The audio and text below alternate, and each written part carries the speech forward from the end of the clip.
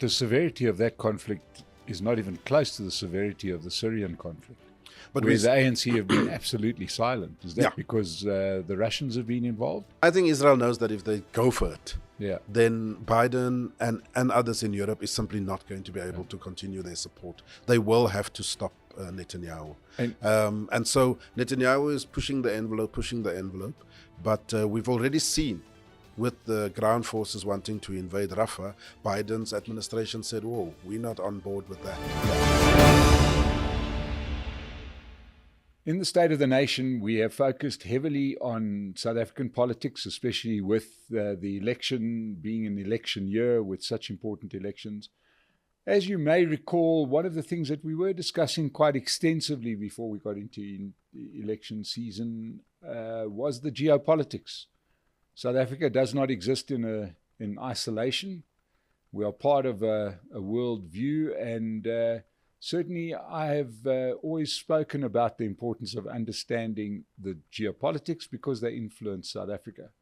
And I'm delighted to say that one of the people I've been reading his contributions for many years is with me here today, and that is Dr. Oscar van Heerden.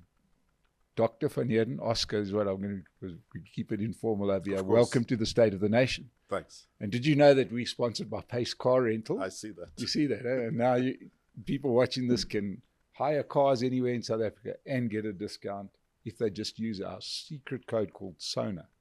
So let's hope people support Pace Car Rental because they're keeping us on air. Now, Oscar, you are a research fellow for African diplomacy and leadership at the University of Johannesburg. That's correct. Been reading columns of yours for years. Initially, I came across when you were writing columns at Daily Maverick, but recently you've been a regular, in fact, it looks like a weekly column at News 24, which is always very thought-provoking. And as opposed to many of the other columns, which tend to be a bit parochial or heavily slanted towards the local picture, you have done a fair bit of international analysis, your own analysis. And I'd like to kick off there because we're going to get into the South African bits thereafter.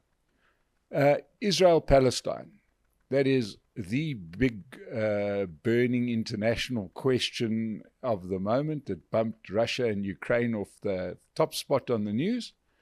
But it's a vexed issue, isn't it? How do you see that issue? No, absolutely. It is a vexed issue. And as you know, it's always very emotive, both here and internationally. And so it's not always easy to analyze, to write about, etc., because people get very, very emotional about it. So no, I mean, putting it mildly, it is quite a vexed issue. Yeah, and of course, South Africa injected themselves into the conversation. Yeah, look, I mean, if you look at the history of the governing party, the ANC, the relationship and the solidarity, and one can understand historically, being an ANC that was exiled by the apartheid government, they had to look for friends and so forth to survive internationally and build an anti-apartheid movement. And through that endeavor, they've automatically almost taken a position that they need to be in solidarity with other groups that are facing similar oppression, repression, and so on. And so the ANC always had a soft spot for the Palestinians in terms of their plight with the Israelis in that part of the world, the people of Western Sahara in Morocco, and of course Cuba, and so on. So coming from that background and that history, there's always been that very strong bond between the ANC and the PLO. And we're going to come back because to me the parallels with what's going on there to what happened in South Africa are a lot closer, in my opinion, than what people are understanding, and we'll delve into that in a minute. But you did make reference to the point that the ANC has always, sort of seen those issues of fighting for freedom against perhaps an oppressive government as being what they've been about for the last sort of two generations. The question is that their response in the Israel-Gaza situation is very different to their response in Sudan or their non-response in Syria or any of the other conflicts which are, in a way, a little bit similar. Now, is that because they are triggered by Israel? Because it can't just be a friendship with the PLO. Because a lot more people got killed in Syria, and our government kept very quiet. They supported al-Bashir, Omar al-Bashir in Sudan. And now we're supporting one side or another and certainly doing nothing around Sudan. But when it came to Israel, they went to the ICJ. Yeah, I mean, look, there's varying degrees of involvement. I mean, you would recall, for the longest time, it was the South African government that was engaged in the Sudan issue when there was the partitioning happening between North and South. I mean, the former President Mbeki played a very big role in mediating and facilitating that. We have, for example, also hosted, during the Mandela administration, we were very involved in the then Zaire, now DRC, in terms of managing that process. Eritrea and Ethiopia. Recently, we received delegations from that part of the world because there's tension and conflict there. From what I understand, the Department of International Relations and Cooperation is playing some role in terms of wanting to get on top of the Sudan issue as it's unfolding currently. Former President Mbeki, for some reason, he is seen as a trustworthy mediator between the groupings there. So he's also on the sideline involved in that. But having said all of that, I think you're right. Look, it is the first time, besides the rhetoric of supporting the Palestinians and calling on the United Nations and other bodies to highlight the plight of the Palestinians, this is the first time that the ANC government decided to actually take it legalistically, to take it to the next step, which was the International Court of Justice. And I think they did that because of the severity of the conflict that was taking place in Gaza. But the severity of that conflict is not even close to the severity of the Syrian conflict, but where the ANC have been absolutely silent. Is that because the Russians have been involved? I don't think so. I think it's more that this is more important to the South Africans. I think this issue of Palestine... To the ANC? Yeah, to the ANC government is more important. So it's not about lives, it's not about severity, it's not about deaths? It can't be, because more than 500,000 people have been killed in Syria. And our government has said absolutely nothing. I think what they've done, Mike, is to prioritize in terms of foreign policy. You know, you can't be everywhere. And I think the ANC government decided that this issue of Israel-Palestine, which is much longer in the making than recent conflicts like Syria, Afghanistan, and so forth, it's been going on now for more than 70 plus years. And people have just not brought Israel to account for what it's been doing over these decades. Yeah, but once again, is it there's obviously something different, and we can skirt around it, but it seems to be the color of the oppressor that seems to trigger the ANC. Is that the case?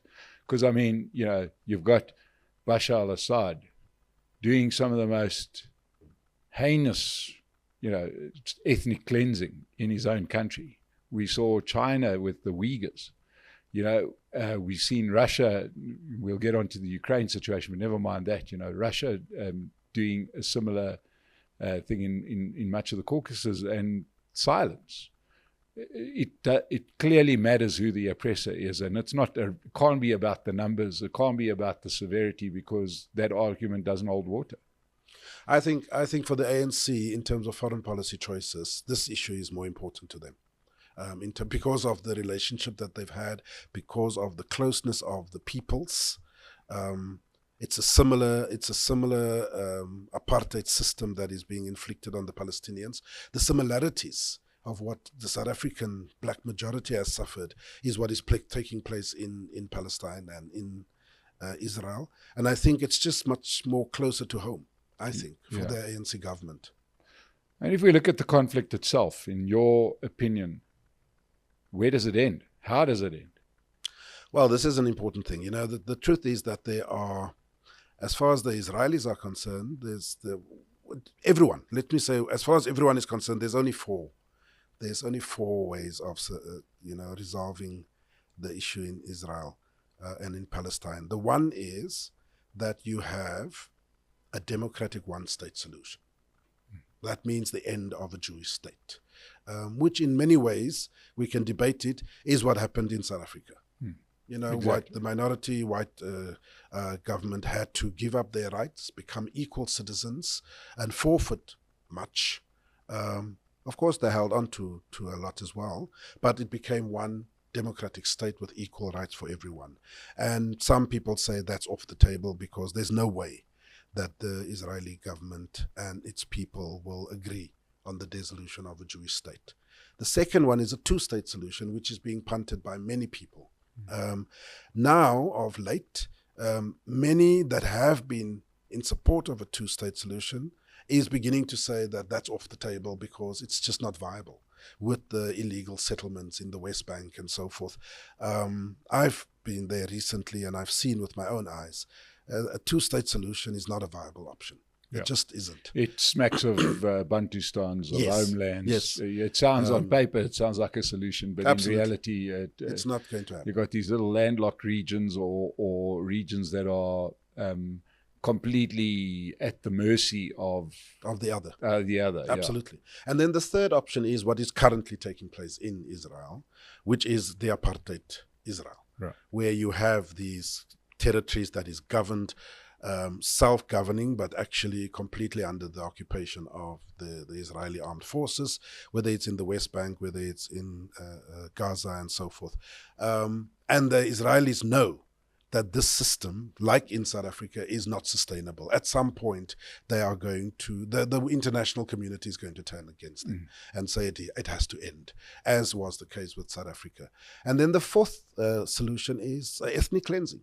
Yeah. Which the Israelis have been doing quite well since 1948, well, even with the establishment of the state. I mean, there is something to be said about the fact that if they were ethnically cleansing, they're doing a really bad job of it because the Palestinian population has exploded.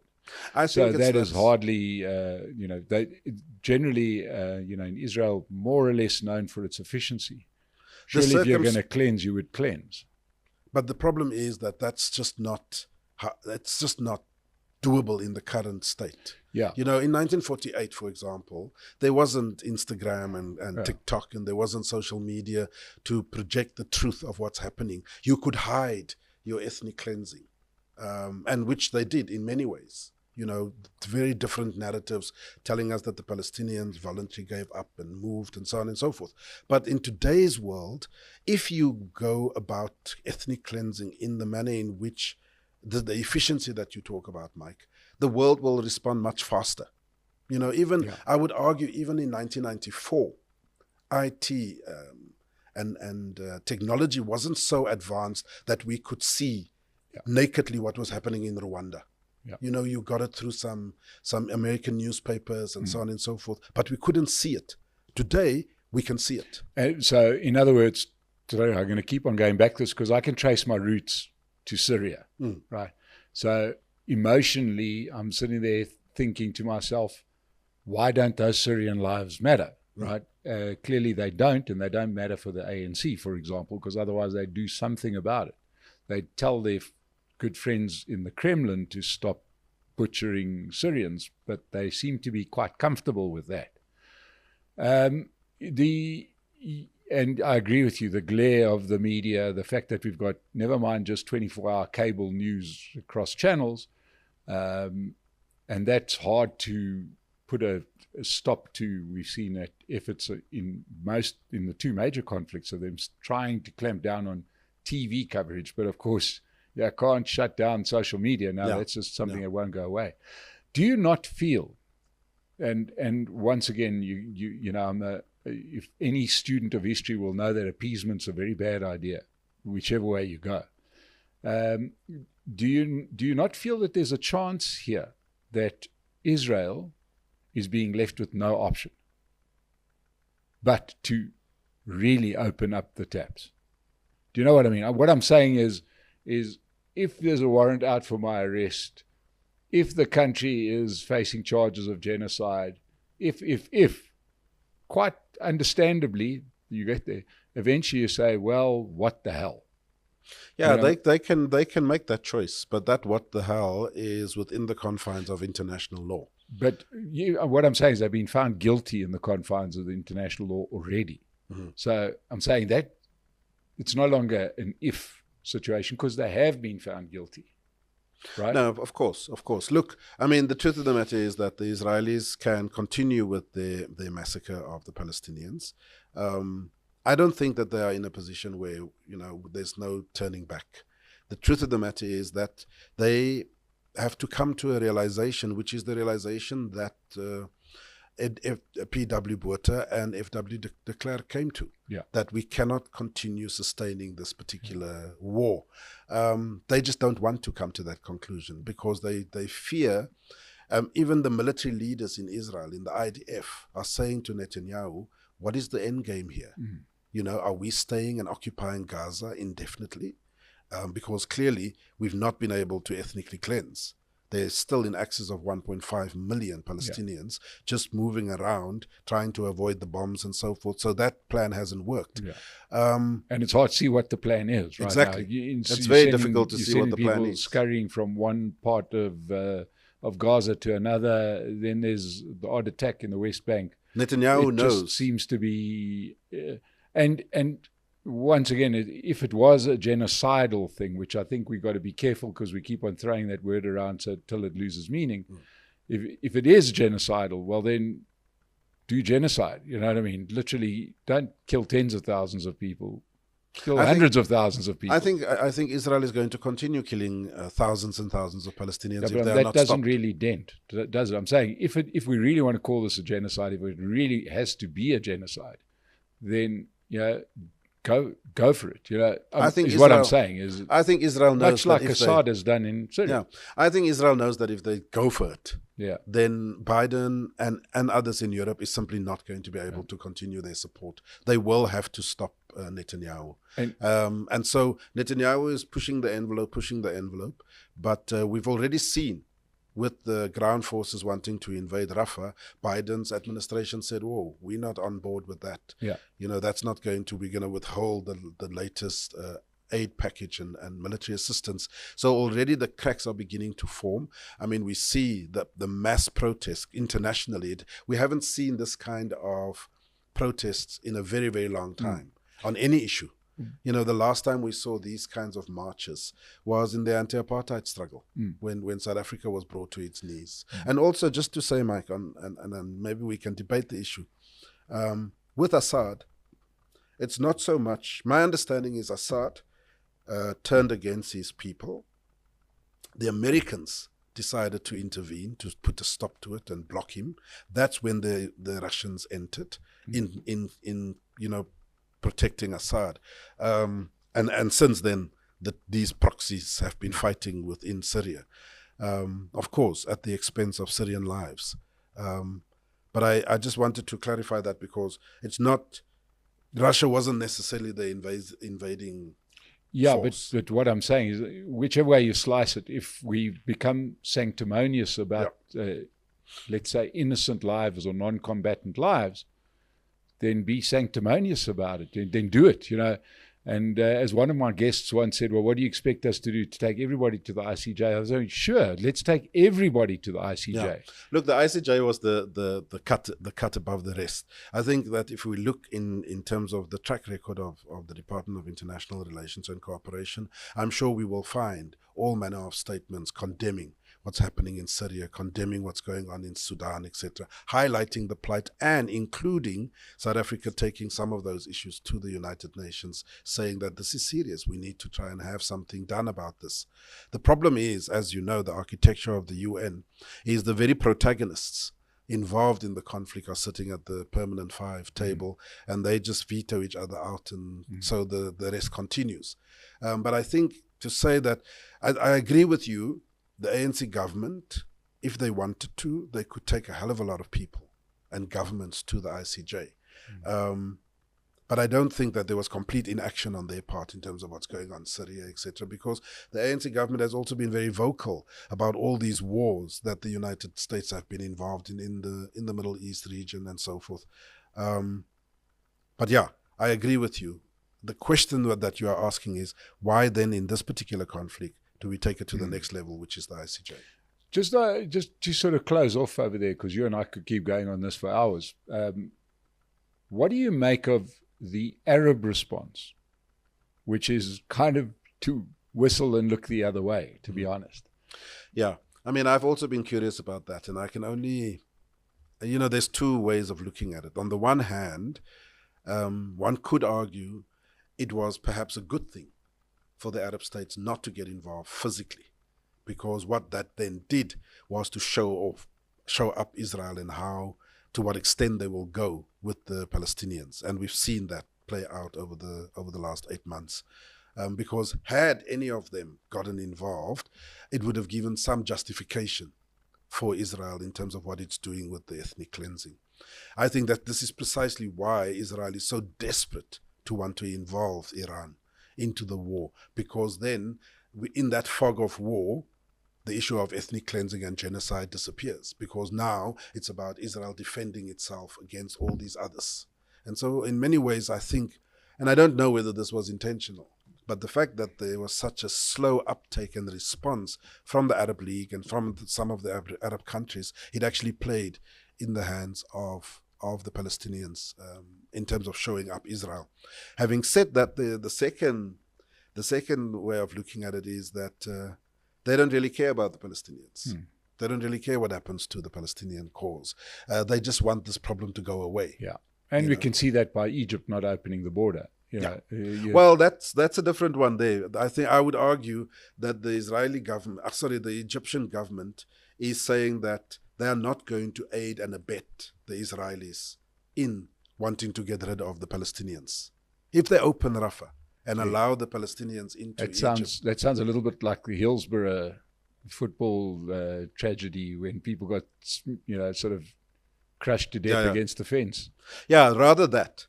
Because we've seen that strategy play out over the decades. All Palestinians that are forced to leave their homeland into Jordan, into Syria, into all the neighboring countries, they never come back. They will remain there in refugee camps for the rest of their lives.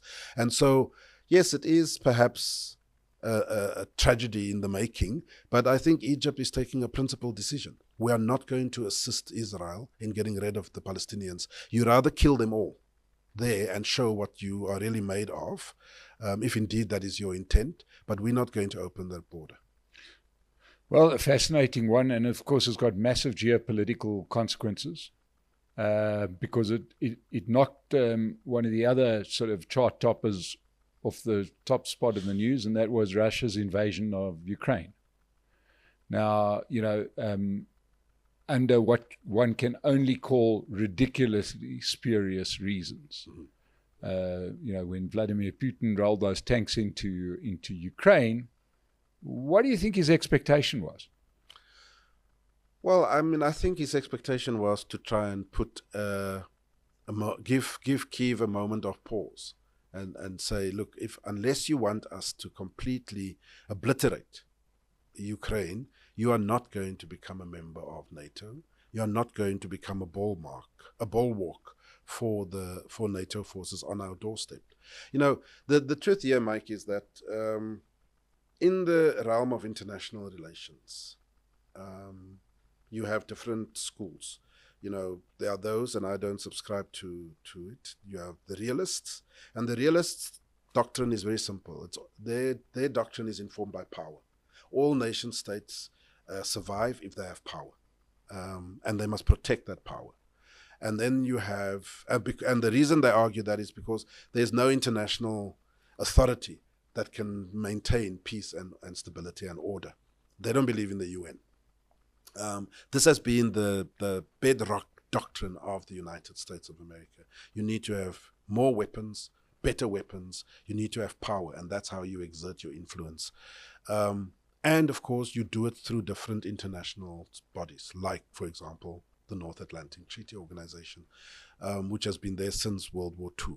Now, anyone that says this is not about NATO expansion is smoking something, because the truth of the matter is America has continued, even post the Cold War, even with the collapse of the Berlin Wall and the end of communism, modern-day communism as we know it, they've always seen the Russians as the enemy.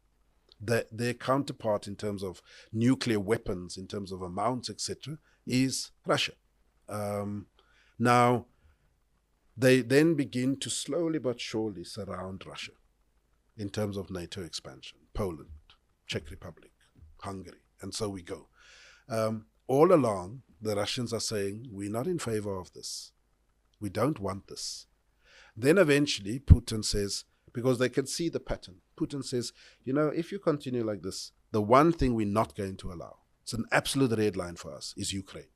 Why? Because there's the direct access to the Black Sea, it's their naval base, it's a geostrategically and a security element for them.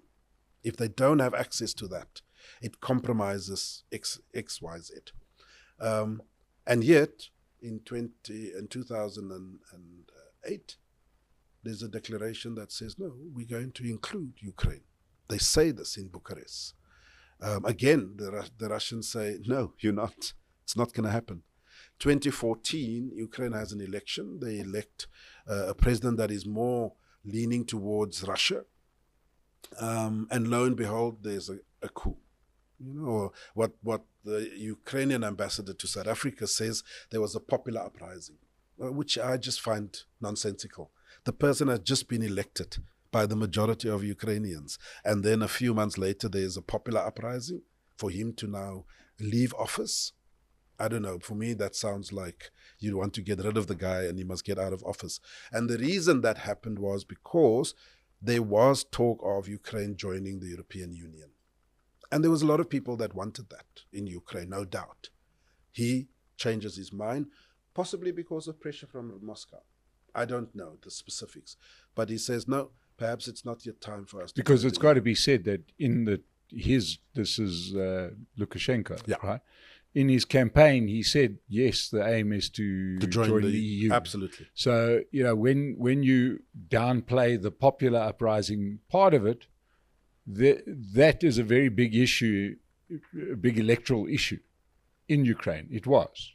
It remains. It probably was. So by him campaigning as being pro-membership of the EU, and then after the election saying, sorry, just kidding. Well, it wasn't exactly like that. What happened was that, almost like that, wasn't it? Well, what happened was when you want to join the EU gives you a lot of conditionalities. Right. There's a lot of things you have to tick. One of those things was that eventually, because the EU is not stupid, they know why they want to broaden their membership. One of those is also obviously certain security concerns and the fact that there is the possibility of you joining NATO. I would imagine that is when the Russians said, no, hold on. It's one thing to have economic ties with Europe and so on. It's quite another thing to go into a security pact with them. But eventually down the road, you joining NATO, etc. It's like a backdoor entrance to NATO. Okay. And that's where the pressure then was put on Lukashenko. Then there's the uprising. Was it fueled by the CIA? Their track record shows it could very well have been. They've been involved in so many coups in Latin America and elsewhere in the world. Lukashenko then escapes to Russia, and they put in someone else who now becomes more pro-West and not Russia. Fine. Then there is as we know, those states that are closer on the border of Russia in Ukraine beginning to say, well, actually... Well, you've missed one step in between. Yeah. There was the little green men into the Crimea, right?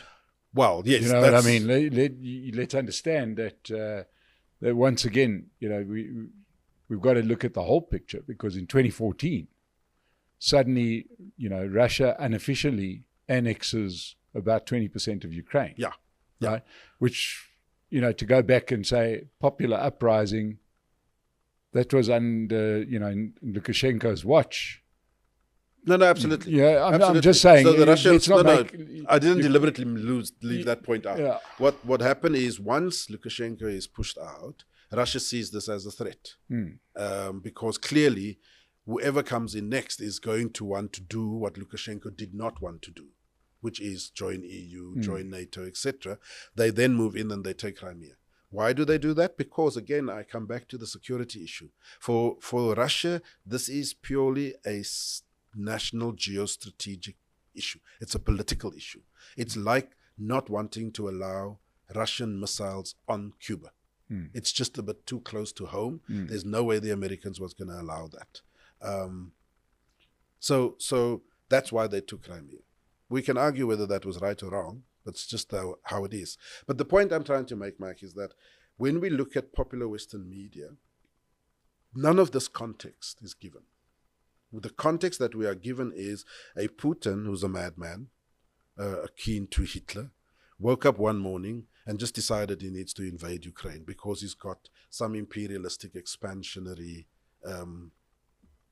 belief or doctrine. We know this is not the case. Since 1990, when Russia went through a very tumultuous period, then when Putin takes over from Yeltsin, there's no indication for a number of years of anything like wanting to rebuild this former Soviet Union. In fact, Putin modernizes his country, takes it back from the oligarchs and so forth. Hence, he is so popular. Ordinary Russians can see that this man has the country's interest at heart.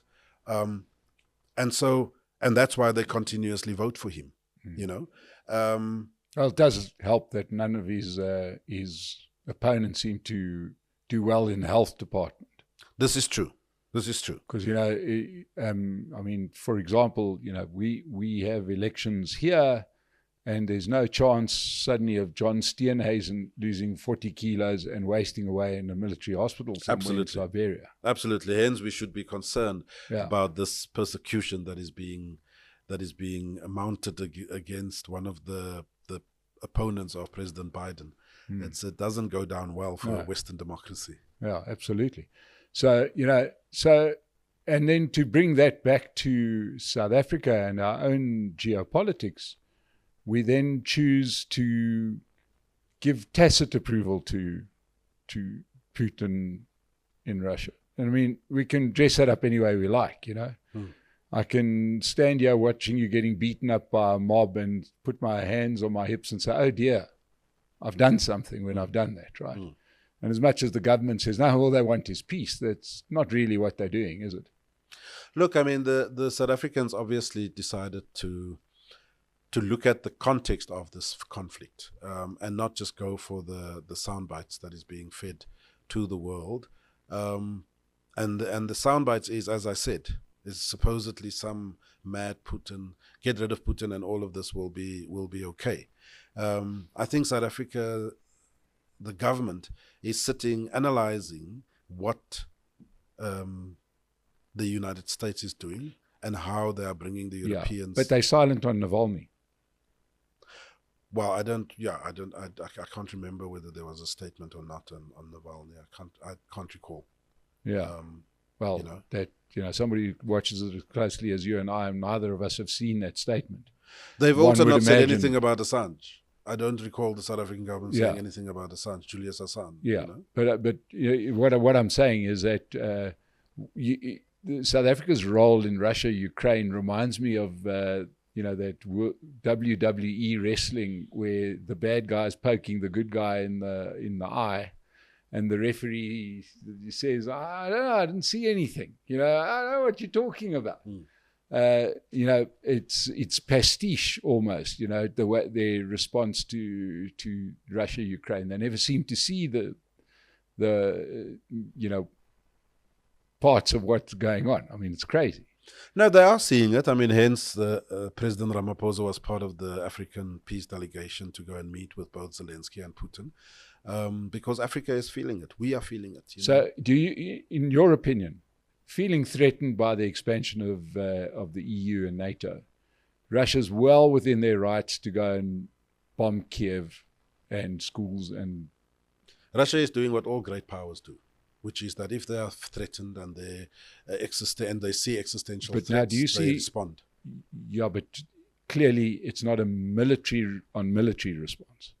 What I'm saying is they are bombing cities and markets and things, much like we've just spent time talking about what's happening in the Middle East, right? where it's civilians that are suffering and paying. And, you can almost say, and it's not really a moral equivalency, but you can almost say that at least the Israelis can say, where are these Hamas bases? So we have to bomb everywhere, right? And I'm not agreeing with them, but I'm saying that's their justification. Whereas in Ukraine, Russia is attacking completely residential areas when Ukraine does have military places that they could attack, but yet they're choosing to attack cities and towns. Well, that's a matter of opinion, Mike. Not opinion, it's on these our are firstly, these two conflicts cannot be equated. I think it's a mistake to make that, because on the one hand, you have one government that is fighting a liberation organization, and not another government.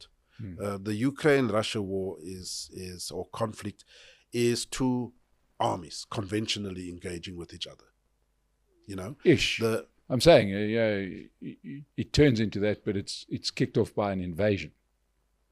What I'm saying is that it wasn't like I sent you a note saying I'm declaring war on you.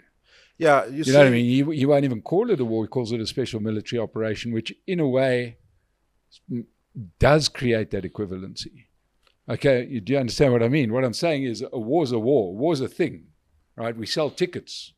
It's going to happen on such and such a day for this reason. But a special military operation, it's been dressed up specifically by Putin as not a war. It's been dressed up specifically as nothing to see here. We are just doing something. This isn't war. Therefore, anything goes. Yeah, I think the Russians and Putin is doing that for their own legal reasons. Because the reason why, some would argue, the reason why Russia invaded was not just about expansion and the threat. It was also the continuous 8-year bombardment and fighting with in the Ukraine. Indigenous Russians in the Donbas region. Yeah, with Russian military on foreign soil. Because we know the borders. We know the borders. Yeah. I'm saying there can't be a dispute as to where it's taking place. And if Russia is going to argue, Mike, I can tell you now already, if I don't think it will see the inside of any court internationally, but let's assume that it does. Russia is going to argue exactly what NATO did in Yugoslavia. That there was one group in the country that was persecuting and mass murdering another group, and they had to come in to self-defend that group. Russia is going to argue the same thing. Ethnic Russians in the Donbas region for 8 years was fighting and being bombarded, etc., by their own government. And then there were proclamations and statements made that they are going for the final push. And this is why Russia then crossed the border and said, no, we're not going to have this. And we see it play out because they've now annexed those regions and made it part of Russia, etc., etc. Whether it's a scam, as some say in the Western world, that's another matter altogether. Because I always say, it's one thing to say that Xi Jinping, and I'm jumping here, Mike, it's one thing to say Xi Jinping and Putin are authoritarian dictators, but their people are quite okay with them. Well, we wouldn't know, would we? Well, what I'm saying is 1 billion people in China is going to make a big difference. No, but what I'm saying is that we can only say that the people are happy with that. Because, I'm just sort of saying. We see a country, Mike, where for the last 40 years, the most robust economy that has been growing. But we also... Last year alone, more than 1.8 million Chinese left the country, went and came to Cape Town and all kinds of places and went back to their country. No, but all I'm saying is that to say people support them has to be qualified. It has to be. I mean, quite simply, in the case of Russia, there's been a massive clampdown on opposition and media, right? Nothing that we're enjoying as we head towards an election here, right? Where I can stand up and start a show, be critical of the government and host an opposition politician or whatever without you can be, no matter how repressive your government is. Yes. We've seen in France, when people are disaffected, streets burn, buildings are attacked. Yeah. There's clashes with police, etc., etc. We've seen it in Hong Kong. Yeah, but when people are disaffected with the Chinese government, they engage, they fight. There's a showdown. We haven't, no matter how you clamp down, even in South Africa, we had a very repressive government under apartheid. But still, masses were on the streets. People were being arrested. Oscar, None of this is happening. With the best respects, you've got in both cases, right, leaders that aren't a hell of a keen on the democratic process. In the one case, we know that that's specifically part of their doctrine, right? A very, very efficient military and, elimination of opposition. All I'm saying is that it's absolutely impossible to say that people love these leaders because that's not been put to the test. Love is a strong word. I'm just saying. And you're talking about Russia, not China. Well, I'm talking about both because you're saying that if they didn't like Xi Jinping, they'd take to the streets. I'm saying get real, right?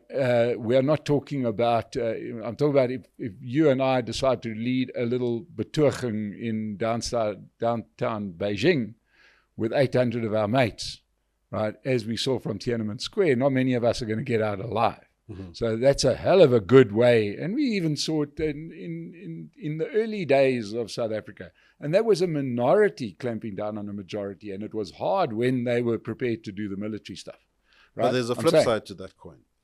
Well, you could also agree with me that the reason why they're not rising up against Xi is not because it's repressive. It's because 400 million of us has just been lifted out of poverty. Yeah. The economy is growing. We've now been creating billionaires in China that is competing with the West. Technology has advanced. Businesses have come in. It's a huge market. Things are looking up. And why would I want to have a problem with Xi if this is the case? My life is eminently better than my grandparents. Okay. Now, on that note, talking about people's lives getting better, and we're going to have to just park the geopolitics because I'm sure a lot of people find this very interesting, but they would also want to know how this affects South Africa. Sure. Right? And, in almost every scenario, one can overlay a South African scenario. One can see elements of the South African scenario in some of the things that we've discussed. And similarly, we can see elements of the South African scenario and what's going on in America as they head towards what's going to be quite a fractious election. There's no doubt about it, already is. You recently wrote a piece that I really enjoyed reading, and where you used the analogy of South Africa being, where I think you titled it, "Is the glass half full or half empty?" And you make a case for both sides, right? You said you could say that the glass is half full because we've got a constitution, a Bill of Rights, independent and fearless media, grants for the poor, etc. Those are all on the plus side. A lot of development over the last 30 years. There's no doubt about it. On the downside, the half empty side, we've got corruption, inequality, poverty, unemployment, safety and security, crime mafias, etc. Right? So the electorate is going to make their call based on this glass, and it's turning out that it may just be that it's half full and half empty because it looks like the ANC might be sliding towards the dreaded 50% mark. And really the debate is when we do have the final outcome is whether it's north or south of 50%. Either don't really matter, to be perfectly honest. Those that think it matters don't understand the system. What's your take on the South African political picture at the moment? Well, as you know, I've just recently published my latest book, Is the Party Over?, in which I depict two parts. The one part is looking at the last ANC conference and how within the ANC, Cyril Ramaphosa's faction had to cement its support and mandate at the expense of the more radical elements within the ANC. And we've seen that play out, with Ismagashule and Karl Nehaus and Jacob Zuma and others being sidelined and pushed out of the party. A few rotten apples. There's still a few within the party, of course. So that's part one. And then part two, because we're in an election year, the book then covers potential scenarios of what's going to play out come 29 May. And so I think it would be interesting if people are interested to engage with those scenarios. And one of the scenarios talk about this issue of the 50%, whether it's going to be below and is there a coalition. My concern, Mike, is that we've not got a good track record with coalition politics. You look at municipalities, you look at metros, it's just not working. We're not getting it right. There's some ingredients that we're not putting into the pot, whether it is a trust issue, whether it is a money issue, all of these factors, but it's not working, and I'm very concerned about that. In the early 90s, private business, Sanlam in particular and others, realized that blacks that are in the ANC and other political formations don't have the experience of governing a modern state. And so they facilitated these tours to America and to Western Europe for various black delegations, just to get exposure, go and meet with different parliaments, go and meet with different governments, to get a sense of how you do things. I think a similar exercise is required these days with regards to coalition politics. Well, it has been done. I mean, there was a delegation that went to many countries that have been ruled for many years by coalitions, largely in Northern Europe, Germany being the poster child for coalition politics, Nordic countries, even oddly enough, Israel, which has been almost coalition from the start of the State of Israel. And, as a way of understanding how to do it better, those findings are fairly obvious. These are countries that have been through these teething problems, but we have had the ruling party stopping short at implementing some of the very basic things that would help coalitions, like, thresholds. Yeah, look, I mean, the ANC, I'm told, is now redrafted another policy document internally that talks of coalitions and how they want to manage it. I haven't had time to look at it. But I'm worried about that. The second element that I'm worried about in terms of the state of where we are is perhaps, and it's a controversial issue, and I was reading up about it last night as well, is this corruption perception index. Now, no doubt, there's corruption. We've just come out of 9 wasted years of state capture, and it was all laid bare, the extent and depth of corruption within South Africa. And of course, government and the NPA is supposed to act on those recommendations and hold people accountable, and companies and so forth. There's a culture of corruption in South Africa, both public and private, which we are having to get out of. But I still want to make the point, and maybe it's the academic in me, we can't have an index that is only reliant on perception. And what I mean by that is that there is just a very significant perception out there that corruption is just everywhere, and we're not doing anything to try and curb it. We're not doing anything to try and bring it into controllable measures. And you and I know that the government has done quite a bit. Now, today, if not today, tomorrow, the president is again signing another law another bill into law, which is going to give the NPA, investigative capacity, bringing the scorpions back into the fray.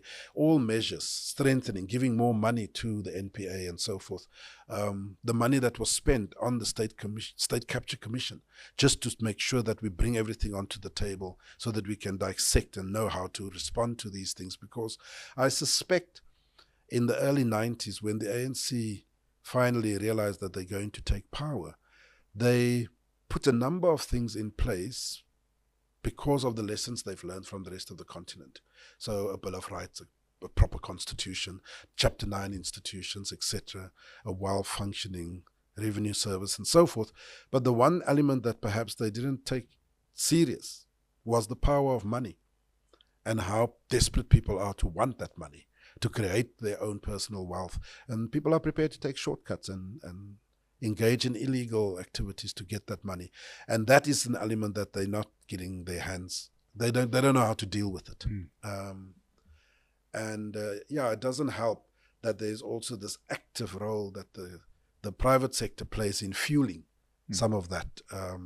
Because we've seen one of the things that is really spoken about in the very same state capture report is how corruption was aided and abetted by the private sector, the banks, by the accounting firms, and many others. But now, how do you square that with what President Ramaphosa recently said, saying that banks shouldn't close dodgy bank accounts? I haven't heard that well, statement. Yeah. I mean, he came out one of his campaign speeches being very critical of the private banks that have suspended bank accounts of people that are with. It is alleged they're involved in corruption Yeah. and stuff.